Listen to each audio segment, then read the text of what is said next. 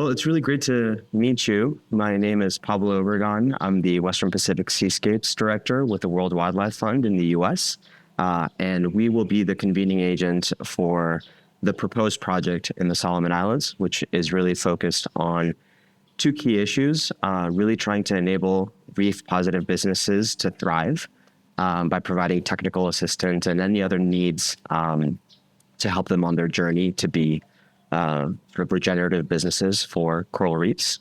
And the second is around working with financial institutions to further bolster the ability of these reef-positive businesses to receive investment and to scale their efforts. Great to meet you. Good to meet you, Pablo. I'm Yimnang Golbuu. I'm from Palau, and I'm with the Nature Conservancy, Micronesia and Polynesia program. Our GFCR program is the Micronesia coral reefs, and we focus on the three countries in Micronesia, which is the Marshall Island, the Federated States of Micronesia, and the Palau. So we have a wide geographic area working with these three countries. And the three main things that we're focusing on, one is the identifying of coral reef refugia and protecting those refugia. These are areas of reefs that might do better during warming events. A second thing that we're focusing on is similar to what you're interested in doing is supporting communities' livelihoods with this development of these reef-positive businesses. And then finally, the third thing that we're focusing on is our coral restoration. There's places that coral reef area that have been destroyed, whether by typhoon or by bleaching events. And while the threat is no longer there, somehow they're not recovering naturally, or they're recovering really slow.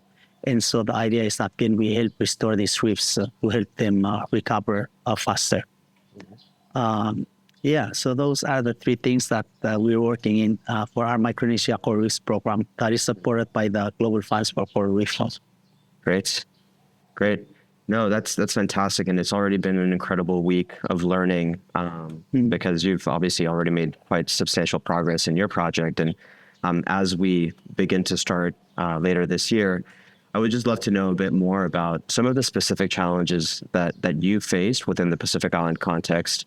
These are small island developing states, but of course they're large ocean states, and so incredible resources, but also disproportionate dependability on nature. And so it'd be great to hear more from you, like within the Pacific Island context, like what were some of those big challenges that you faced in implementation, and if you were to provide advice for someone just starting on this journey, what would you tell us? Yeah, I guess for us, the biggest thing that we're facing is the capacity, the capacity of to be able to do some of the work with partners, and then the expertise within the region. And so I think it's not like bigger countries where there's so many capacity and expertise that we can tap into. So I think that's a big challenge we knew it was kind of challenge, but we didn't anticipate how hard it was going to be. I think also, just the nature of our program, and it'd probably be the same in Solomon Island. These are like to go from Palau to Marshall Island is like an 8-hour, flight that, if you fly directly, it will be fast, but then you fly to Guam, and then you fly to Chuuk, and you fly to Pohnpei, and you fly to Coast Ride, and then Kwajalein, and then finally Majuro. So even though on the map they're right next to each other, it's not that easy to get. So I think those are some of the main challenges that we're facing on. It's just we don't have enough people and the capacity and the expertise that maybe bigger places might have. Micronesia is, just the name Micronesia itself means small islands. And I've been traveling all over Micronesia, but this was several years ago. I never went to Fiji. And finally, when I went to Fiji, I said, man, this is a Pacific island. It's so big. So to me, Fiji is such a big place. And the people in Fiji, when they say we're small islands, they say, it's like, yes. But yeah, I think that's a big challenge for us. Yeah. But I think it's also a good opportunity to really make a difference in these places. So, yeah. Those are really good insights, and it's something, as I've heard some of the presentations this week, something I've thought a lot about. This issue around accessibility on the one hand. Solomon Islands has similar issues, maybe not as big as Micronesia, and but certainly it's very difficult to get from the Western province to sort of the east, and so I think that will impact our ability to implement. And so I think that already we might do some changes in our program design. Do we focus on a subset of the geographies and really go deep? I think that's one question that we're starting to think about more now in the context of these conversations.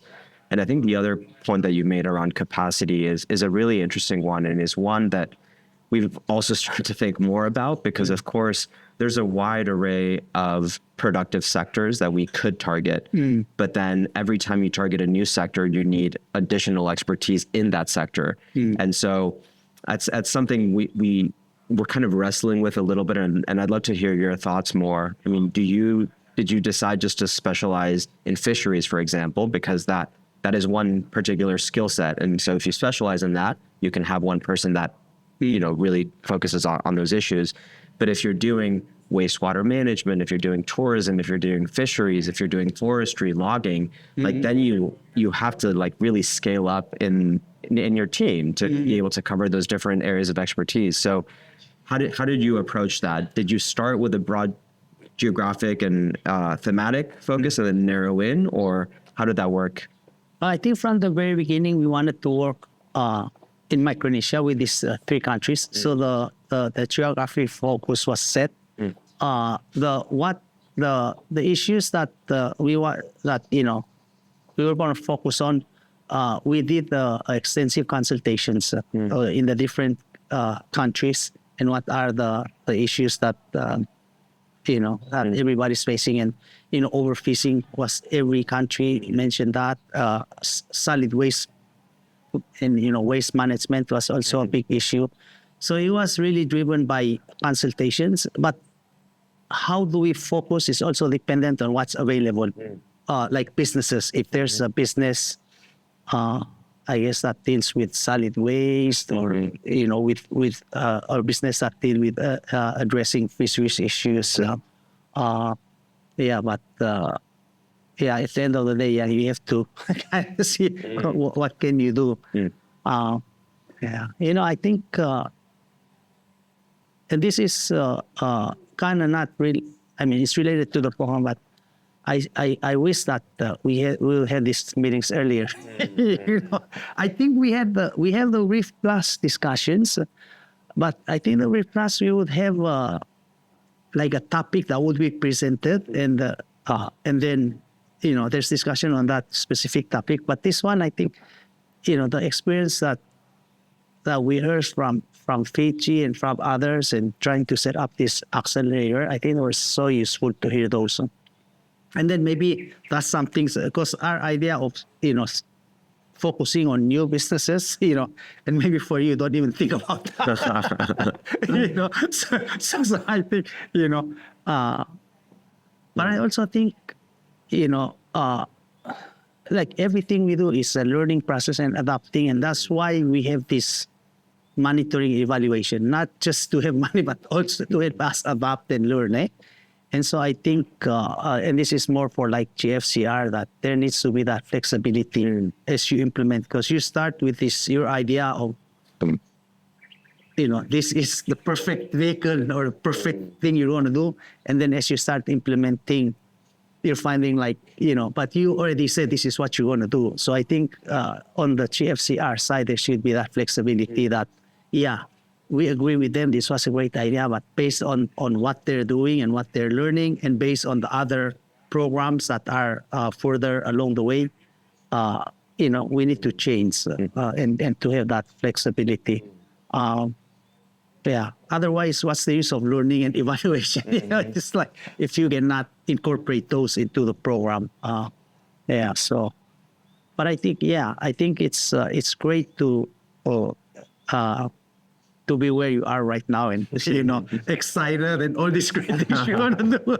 And then when you start implementation, definitely there's going to be challenges and there's going to be things that didn't work out the way you thought. But so you must be very excited. Yes, we are definitely in the excitement phase. I'm sure some of the challenges will dampen that soon enough. But yes, I think one of the biggest insights that I've derived from all of these meetings is this question of what businesses do you target? And this question of some businesses are too early, in some cases don't even exist. And some businesses are too late. And what they really require is way more than maybe what we could provide with the GFCR. And maybe they don't need that support anymore because they're already more mature. And so I think finding that sweet spot of not too early but not too late is one of the biggest insights that I've taken from these sessions. And your message has been reiterated by a lot of the partners. So I am going to take your advice and we will try to find some of those businesses that are more in that sweet spot of right before the infamous valley of death. So we'll definitely do that. I think another thing that I really was really impressed by your presentation and what you did is the explicit linking of the tuna fisheries with coral reefs. Tuna is the lifeblood of the Pacific Island region. It provides many, many jobs, food security, but I think in particular government revenue. But I think this conversation of tuna oftentimes gets untethered from coastal areas and from coral reefs. But what you've been able to do with Pacific Island tuna, with PIT, is to actually be able to take some of those revenues and explicitly earmark them towards conservation. So PIT is able to make more money by owning the tuna rather than renting the waters, but then actually explicitly earmarking some of those revenues and some of those profits, towards coral reef conservation. And, the Solomon Islands is a very significant country for tuna as well. So I think that could be an interesting model to explore. And you mentioned that you are thinking about you're exploring expanding to new countries. And I think that could be an area of active dialogue between our programs. Yeah, it's a great initiative, and the good thing about it is you don't touch the existing funding. It'll be new because every time there's an existing funding, and it's a new experience. It might be hard. You might have resisted. So that's good. What I really like about your program is that your partnership. WWF, a strong conservation organization with the UNCDF, strong finance. How did that come about? Well, it came very organically because we had very complementary skill sets. And so I think we were worried about, lacking some of that finance expertise. I think in particular with regard to the engagement with financial institutions. And I think on the other hand, UNCDF maybe weren't world-renowned experts in coral reef conservation. And so I think it came up quite organically. We had some early discussions and very quickly realized that we would likely be very good partners. Yeah. If there's, to me, if there's one thing that, we would have done, maybe look for a partner like that to bring that in the beginning. I think that would have helped bring that, because this is really the blended finance. So it's a big component. It's about finance. So I'm glad that you have that partnership. I think it serve the program, having the conservation, the finance, two strong, one strong in conservation and one strong in finance coming together. So looking forward to following your progress as you start your program and you work, and hopefully we continue to learn from your experience as you're moving forward with your program. Thank you. No, I mean, I think our ability to deliver has been significantly enhanced by learning about all the successes and all the challenges that you face. So this has been a tremendously helpful week. So thank you, of course, to GFCR and to all the partners who are here for the invitation. It's been really valuable. It only took 27 hours to get here, but It's worth it. it was absolutely worth it. So I really appreciate that. Yeah, good luck, best of luck, and it's good that we're here now. We know each other. We can keep in touch, and if there are issues, then even if it's not in person, we can continue to communicate by email. Yeah, hopefully there'll be other opportunities to bring many different people together for sharing and learning. It's been a great experience. So. Absolutely, it's great to meet you. Thank you. All right.